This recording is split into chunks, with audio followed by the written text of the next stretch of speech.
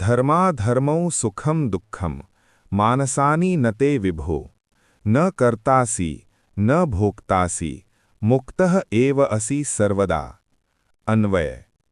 हे विभो, धर्माधर्मौ सुखम दुःखम मानसानि न ते न त्वं कर्ता न असि भोक्ता न असि किंतु सर्वदा मुक्त एव असि।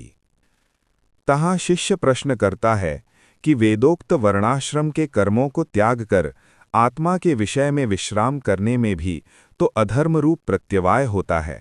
तिसका गुरु समाधान करते हैं कि हे शिष्य, धर्म अधर्म सुख और दुख ये तो मन का संकल्प है।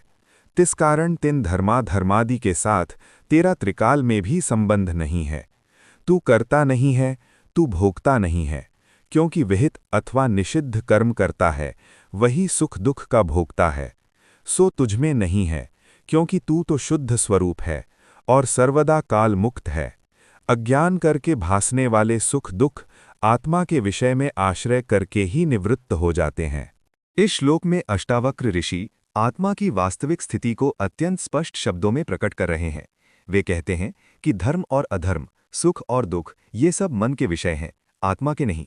मन ही कर्मों को अच्छा बुरा मानता है, मन ही सुख की चाह करता है और दुख से डरता है। आत्मा इन सब का केवल साक्षी है। जब मन किसी कर्म को धर्म कहता है या अधर्म कहता है, तब हम अपने को कर्ता मान लेते हैं, और जब उस कर्म का फल मिलता है तब अपने को भोक्ता मान लेते हैं। यही मान्यता मनुष्य को बंधन में बांध देती है। लेकिन अष्टावक्र कहते हैं, तुम न करता हो और न भोगता। कर्म प्रकृति करती है और फल भी प्रकृति में ही भोगे जाते हैं। तुम तो केवल उन्हें देखने वाले हो। सुख और दुख शरीर और मन में घटते हैं। आत्मा न कभी सुखी होती है और न दुखी। जैसे आकाश में बादल आते जाते हैं लेकिन आकाश अछूता रहता है, वैसे ही सुख दुख आते जाते हैं, आत्मा उनसे अप्रभावित रहती है। इस श्लोक का सबसे महत्वपूर्ण सत्य ये है कि मुक्ति कोई भविष्य में प्राप्त होने वाली वस्तु नहीं है। अष्टावक्र स्पष्ट कहते हैं, तुम सदा से मुक्त हो। बंधन केवल अज्ञान के कारण दिखाई देता है।